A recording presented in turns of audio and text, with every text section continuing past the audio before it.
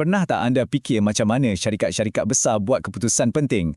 Atau macam mana saintis buat penemuan yang gempak? Selalunya, jawapan tu ada tersembunyi dalam data.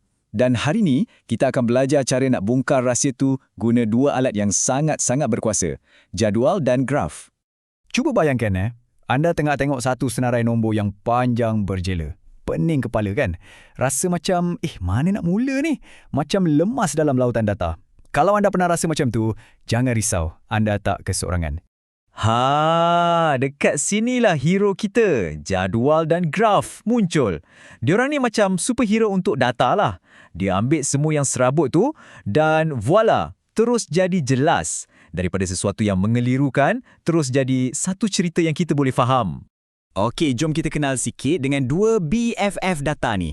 Walaupun rupa diorang lain, sebenarnya diorang bekerjasama untuk satu matlamat yang sama. Apa dia?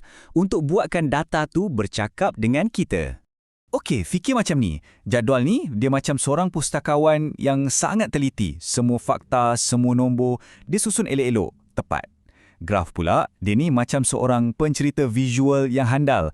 Dia tak tunjuk semua butiran, tapi dia bagi kita nampak gambaran besar, trend dia, dengan sangat cepat. Baiklah, teori dah cukup. Jom kita hands-on sikit. Kita akan cuba bina alat pertama kita iaitu jadual. Jangan risau, prosesnya senang je. Cuma 3 langkah mudah. Senang je. Pertama, susun. Kumpulkan semua data mentah tu dan letak elok-elok. Kedua, struktur. Bina jadual kekerapan, basically kita kira dan kelaskan data tu. Dan yang terakhir, ringkaskan. Buang apa yang tak perlu, pastikan jadual akhir tu padat dan straight to the point. Ingat susun, struktur dan ringkaskan. Itulah rahsianya. Okey, jadual dah siap. Sekarang kita masuk pula ke bahagian yang lebih berseni, galeri graf. Memang penting tahu untuk kita pilih graf yang betul. Sebab kalau salah pilih, mesej yang kita nak sampaikan tu boleh jadi lain. Okey, ada 3 jenis yang popular. Graf bar yang ada palang-palang tu memang cun untuk bandingkan benda. Contohnya jualan produk A lawan produk B. Lepas tu ada graf garisan. Yang ni champion untuk tunjuk perubahan ikut masa. Macam harga saham ke atau suhu cuaca. Dan akhir sekali, graf gabungan. Yang ni best sebab boleh tunjuk hubungan antara dua benda serentak.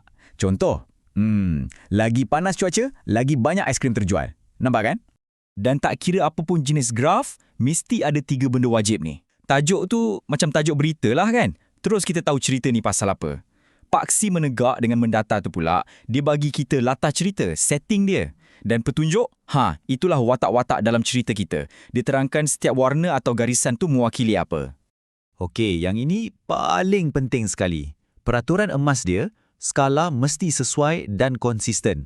Kalau tak, graf tu bukan setakat mengelirukan, tapi ia boleh jadi satu penipuan, serius. Jadi bab skala ni jangan ambil mudah ya. Kita dah tahu cara nak bina. Sekarang, masuk bahagian yang paling best. Jadi detektif data. Macam mana kita nak baca cerita yang tersembunyi dalam jadual dan graf ni? Jom kita asah kemahiran kita. Untuk bongkar cerita data ni, ikut je langkah-langkah ni. 1. Tengok tajuk dulu. Benda ni pasal apa? 2. Semak maklumat dekat paksi atau lajur. 3. Cari nombor paling tinggi dan paling rendah. Yang ni selalunya bahagian paling dramatik. 4. Apa trend dia? Menaik? Menurun? Sama je? 5. Cuba fikir apa maksud tersirat di sebalik semua nombor ni. Dan akhir sekali, rumuskan semuanya dalam satu kesimpulan yang ringkas. Dan inilah dia peta perjalanan lengkap kita hari ini. Daripada data yang nampak berserabut sehinggalah kita dapat satu pemahaman yang sangat jelas. Hebat kan? Kita dah berjaya ubah nombor jadi sebuah cerita. Jadi, sekarang anda dah ada kuasa ni. Alat untuk faham data dah ada dalam tangan. Soalannya bukan lagi macam mana, tapi apa? Cuba tengok sekeliling anda. Dalam berita, dalam hobi, dalam kerja, data ada di mana-mana. Agak-agak kisah apa yang tersembunyi yang hanya menunggu untuk anda ceritakan.